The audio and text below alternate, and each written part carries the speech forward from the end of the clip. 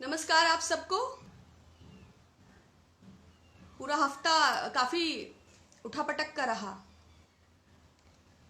जो विगत 7-8 हफ्तों से एक विमर्श चल रहा था सीमा पर चाइना के साथ तनाव को लेकर, जो 60 स्क्वायर किलोमीटर भूभाग पर कब्जा, जिसकी सैटेलाइट की हाई रेजोल्यूशन इमेजेस के माध्यम से पुष्टि हो रही थी, military troops, military operations, China का बढ़ता दखल, उनके टेंट्स, हमारे लेफ्टिनेंट जनरल पेनॉक की और तमाम सारे ट्वीट्स के माध्यम से हमें जो पुख्ता जानकारी गलवान वैली, पेंगोंग लेक, कुनला पास, फिंगर 4 से फिंगर 8 तक चाइना के अतिक्रमण से संबंधित एकता, अखंडता और संप्रभुता के विषय पर संपूर्ण भारतवासी एक स्वर में प्रधानमंत्री जी के साथ थे।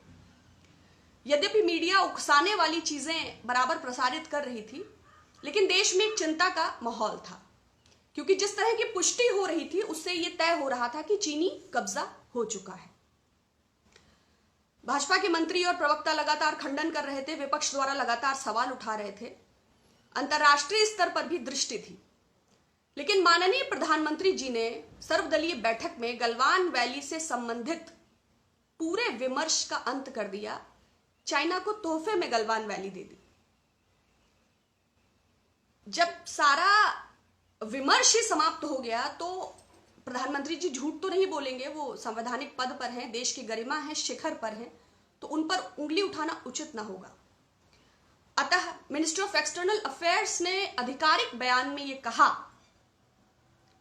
कि समझौते का उल्लंघन कर चीनी सेना घुसपैठ कर रही है, अतिक्रमण कर रही है, तो definitely ministry of external affairs is lying. दूसरा, रक्षा मंत्री जी नींबू मिर्चा के साथ राफेल विमान लाए थे। हालांकि उसको 524 करोड़ से 1600 करोड़ रुपए तो हो जाएगा, चोरी करना इजी होता है, लेकिन शायद और कुछ करने के लिए गट्स और करेज की जरूरत होती है। 36 घंटे लग गए वीर जवानों की वीरगति की शहादत का ट्वीट करने में। एनीवेज, अंतरराष्ट्रीय स्तर पर जो एक परसेप्शन क्रिएट हो रहा था कि चीन की विस्तारवादी सोच के चलते भारत पर अतिक्रमण का प्रयास हो रहा है, एक कंट्रीज जो हो रहे थे लामबंद या हमारे साथ हो रहे थे, जो एक 70 वर्षों में एक भारत की एक स्वाभिमानी देश की, एक शांतिपूर्ण देश की जो छवि थी, माननीय प्रधानमंत्री जी के बयान से वो धूल धूसरित हो गई। जो कायराना एक छवि हमारी क्रिएट हुई और जो तमाम हमारे समर्थन में देश आ रहे थे वो सब पीछे हट गए। जाहिर बात है चीन इससे और अधिक आक्रामक हो गया। प्रधानमंत्री जी के बयान को उसने खुद को डिफेंड करने के लिए इस्तेमाल किया, चाहे वो चीनी दूतावास हो, चाहे वो चीनी एम्बेसडर हो, चाहे वो चाइनीज मीडिया हो। पहले भी ग्लोब टाइम्स हो या उनके और अधिकारी हो, बराबर ट्वीट्स कर रहे थे, हम ही पीछे हट रहे थे। अब उसको डिफेंड कर चाहिए। चाइना और आक्रामक इन द सेंस, नेपाल काला पानी पर लाल आंखें दिखा रहा है, पाकिस्तान एक दबा कुचला मुल्क है, आतंकवाद प्रेरित मुल्क है। संघ ने मोदी जी की माचो पोस्चराइजेशन के लिए, एक ऐसी पोजीशनिंग के लिए, एक अच्छे बैट्समैन को एक अच्छे बॉलर की भी नीड होती, अपोनेंट के तौर पर पाकिस्तान को विकसित जरूर किया, लेकिन अगर पाकिस्तान न्यूक्लियर पावर भी है तो वो चाइना के दम पर ही। अब चाइना पाकिस्तान पर खुला हाथ रखेगा। बांग्लादेश और श्रीलंका के साथ वो बराबर व्यापारिक प्रलोभन दे रहा है। म्यांमार पहले से उसके बस में है। अब वो जम्मू कश्मीर में अस्थिरता को बढ़ाएगा, खालिस्तान संबंधित आंदोलनों को हवा दे रहा है। पूर्वोत्तर राज्यों में जो अलगाववादी संगठन है उनको बराबर सहयोग दे रहा है। बात नेपाल, म्यांमार, बांग्लादेश, श्रीलंका और तमाम हमारी सीमाओं की तो है ही। सुब्रमण्यम स्वामी जी ने ट्वीट किया है, अमेरिकन मीडिया ने इसको काफी प्रेफरेंस दिया है, कि डोकलाम का 2017 का समझौता तोड़ चीनियों ने वहां कब्जा कर लिया है। भाजपा के सांसद हैं, भाजपा के एक और सांसद अरुणाचल ईस्ट से तपन गांव, उन्होंने कहा कि बराबर 12 किलोमीटर तक वो पेट्रोलिंग करने आते हैं, वो इंटरनेशनल बॉर्डर है, अरुणाचल सिक्किम बॉर्डर पर वो बराबर अपना हस्तक्षेप बढ़ा रहे हैं, सरकार गंभीरता से नहीं ले रही। सरकार ने तब भी गंभीरता से नहीं लिया जब इंटेलिजेंस फेल्योर पुलवामा के केस में हुआ था। अभिनंदन के केस में कैमरे ही कैमरे थे। एयर स्ट्राइक का श्रेय लेने के लिए एक होड़ थी। प्रधानमंत्री जी सच बोल रहे हैं जो 20 जवान वीरगति को प्राप्त हुए, जो निहत्थे, वो चीन की सीमा में थे या भारत की सीमा में थे? रक्षा मंत्री बोलेंगे नहीं, विदेश मंत्री बोलेंगे, विदेश मंत्री S Jaishankar, such a qualified man, वो जब कोई ट्वीट नहीं आता है तो उनका ट्वीट आता है कि 96 और 2005 के समझौतों के अंतर्गत, हमें नहीं लगता कि उन्हें समझौतों का ज्ञान नहीं है, क्योंकि फौरन लेफ्टिनेंट जनरल पनाग ने समझौते की कॉपी को ट्वीट कर दिया जिसमें क्लियरली मेंशन है कि ये सीमा प्रबंधन के मैटर पे ये समझौता लागू है। अगर 52-58 साल से गोली चली ही नहीं और डिफेंस की स्थिति में क्या होगा? तो जो विपक्ष में थे एक के बदले 10 सर ला रहे थे, जो विपक्ष में थे, तो क्या कहा जा सकता है? और जो वर्तमान हालात हम देख रहे हैं, अगर स्मृति ईरानी जी कहीं हो तो उनसे अनुरोध है कि चूड़ियों के साथ साथ एक जोड़ी बिछिया भी प्रधानमंत्री जी को फॉरवर्ड कर दीजिए, क्योंकि देश का स्वाभिमान और गौरव झुक गया है और सेना और सैनिकों की शहादत का ये अपमान है। अब चाइना जो कर रहा है वो हम देख रहे हैं, लेकिन हम प्रधानमंत्री जी के नेतृत्व कौशल पर लगातार प्रश्न चिन्ह जारी है। आर्थिक मोर्चे पर वो पूरी तरह विफल हुए, कोरोना संक्रमण को नियंत्रित करने के मुद्दे पर वो विफल रहे, भ्रष्टाचार के मुद्दे पर वो पूरी तरह विफल रहे। अगर कुछ है तो डोमेस्टिक ऑडियंस को सेटिस्फाइड करने वाले जो भाषणबाजी उनका है। कोरोना के आज सुबह भी वो जिक्र कर रहे थे, कोरोना संक्रमण 19 मार्च को प्रकट होते हैं, देश को बताते हैं, इटली का उदाहरण देते हैं, आत्मनिर्भर होने का संकेत देते हैं, वोकल फॉर लोकल बराबर, लेकिन कभी रणनीति सरकार के पास क्या योजना है? राज्य सरकारें कहती है वेंटिलेटर दे दीजिए, टेस्टिंग किट्स दे दीजिए, डॉक्टर्स कहते हैं पीपीई दे दीजिए, ग्लव्स दे दीजिए, सैनिटाइजर्स दे दीजिए, हैंड मास्क दे दीजिए, लेकिन सरकार की रणनीति को स्पष्ट करने के स्थान पर प्रधानमंत्री सदा भावनात्मक रूप से अपील करके अंतर्ध्यान हो जाते हैं। तो स्थितियां बहुत विषम हैं और बाइकॉट चाइना बहुत ट्रेंड हो रहा है। एक और 20 जवान शहीद होते हैं, दूसरी ओर 1126 करोड़ का कॉन्ट्रैक्ट दिल्ली मेरठ परियोजना, Shanghai tunnel engineering private limited, जो मेट्रो रेल कॉरिडोर में भी उन्होंने ही काम किया था। अभी भी जो कोल माइनिंग के लिए कंपनीज बिड कर रही हैं उसमें तमाम सारी कंपनीज चाइना के साथ पार्टनरशिप में हैं। अगर सरकार वाकई व्यापारिक और शत्रु संबंधों को लेकर गंभीर है तो कोई स्पष्ट गाइडलाइन क्यों नहीं जारी करती कि चाइना का एफडीआई नहीं आएगा, चाइना की कंपनियां भारत में व्यापार नहीं कर सकेंगी, चाइना जो 4 बिलियन हमारे स्टार्टअप्स में इन्वेस्टमेंट है, जो सोलर में 58% से ज़्यादा उसका इन्वेस्टमेंट है, जो ऑटो सेक्टर में 15 अरब डॉलर से ज़्यादा का चाइना का इन्वेस्टमेंट है, जो technical, mechanical, electrical, engineering, cement, steel, pharma, सारे सेक्टर्स पर जो व्यापारिक एकाधिकार है और उसका बढ़ावा भी 2.5 गुना हुआ है। ये मोदी जी के कार्यकाल में ही हुआ है, 14.9 से 39% हुआ है 2014 से 2019 के बीच। तो 119 देशों की जो हजारों करोड़ की यात्राएं माननीय प्रधानमंत्री जी ने भारत को जगत गुरु बनाने की दिशा में की थी, तो विदेश नीति के मोर्चे पर, सामरिक नीति के मोर्चे पर, व्यापारिक नीति के मोर्चे पर हम कितना आगे बढ़ के आए हैं। क्या स्थिति है स्टार्टअप इंडिया की, क्या स्थिति है? भाई गांधी जी ने स्वदेशी का नारा दिया तो खादी का विकल्प भी दिया, लेकिन अभी देश के सामने मोदी जी ने क्या विकल्प रखे हैं? मेड इन चाइना शेर, made in China Shri Vallabh भाई पटेल जी की मूर्ति। अगर प्रधानमंत्री जी सच बोल रहे हैं तो जो लेफ्टिनेंट स्तर पर, जनरल स्तर पर, ब्रिगेडियर स्तर पर, मेजर जनरल स्तर पर लगातार मीटिंग्स हो रही थी, लगातार सीमा पर तनाव के दौरान, तो क्या वो सेना के वरिष्ठ अधिकारी हाक्का नूडल की रेसिपी पे बात कर रहे थे? मतलब ये बड़ा, whole nation is surprised, it's shocking, it's astonishing, and people are boycotting TikTok. TikTok पर माईजीओवी इंडिया का भी अकाउंट है, 1 मिलियन फॉलोअर्स हैं भारत सरकार के, और 20 जवानों की श्रद्धांजलि का वीडियो भी भारत सरकार के ऑफिशियल अकाउंट पर अपलोड किया गया है।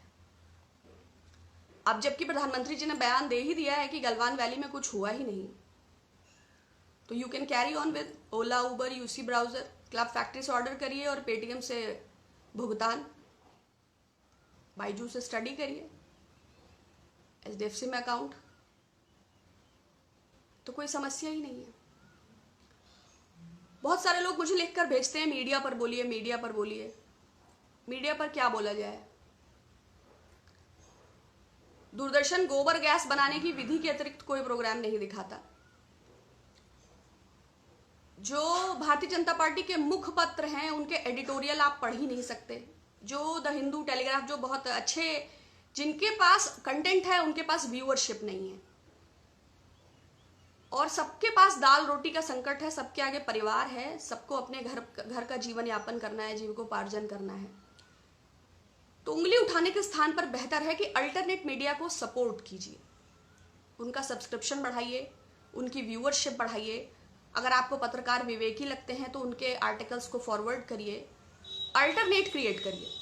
क्योंकि ये वास्तविकता है कि लोकसभा और राज्यसभा में प्रधानमंत्री जी की जो मजबूती है, तो ये कुछ भी बदलने में सक्षम है और वो कुछ भी मुकर सकते हैं।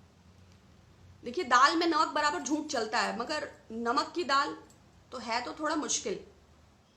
जैसे मुझे आधार कार्ड या राशन कार्ड बनाना है तो बेसिक क्रेडेंशियल्स होते हैं, 3 पति पत्नी का नाम जो भी है, स्थायी पता और शैक्षिक योग्यता।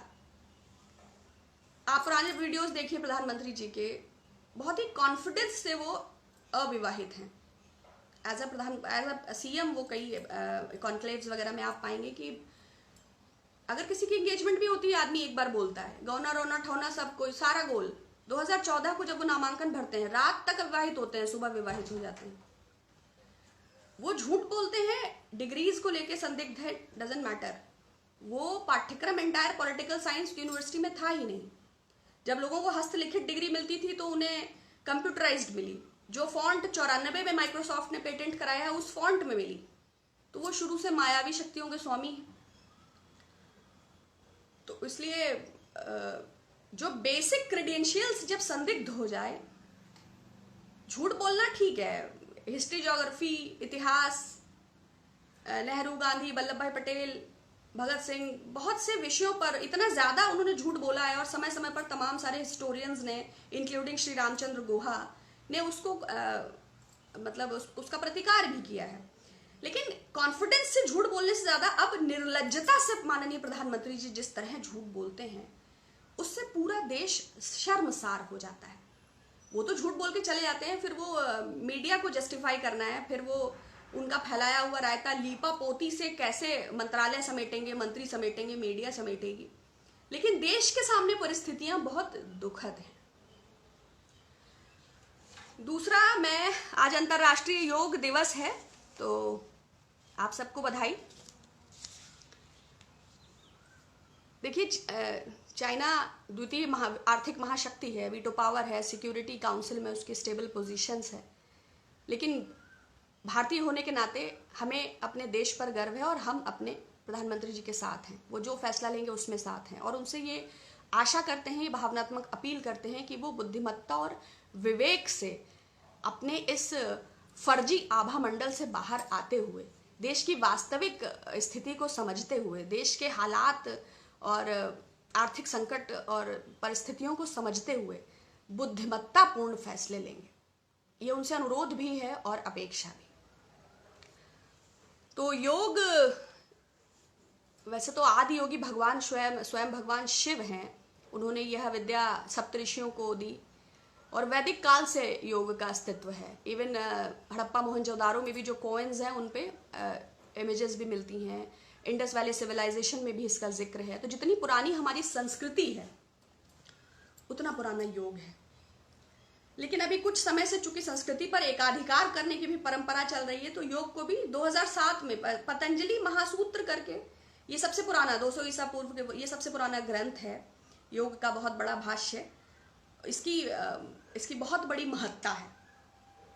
2007 में इसी नाम को आधार बनाते हुए पतंजलि योगपीठ नामक एक कंपनी बनाई गई, बाबा रामदेव। अब तो योग सप्तऋषि मंडल और आदि योगी से भी ऊपर बाबा रामदेव को ही रखना चाहिए, क्योंकि वो निशुल्क योग सिखाते हैं और योग के प्रचार प्रसार का पूरे दुनिया में एक अधिकार उन्होंने ले लिया है। आज भी सारे चैनलों पर वो लाइव हैं। उनका स्कॉटलैंड में प्राइवेट आइलैंड भी है, वो उसमें इंटरनेशनल योगा सेंटर बना रहे हैं।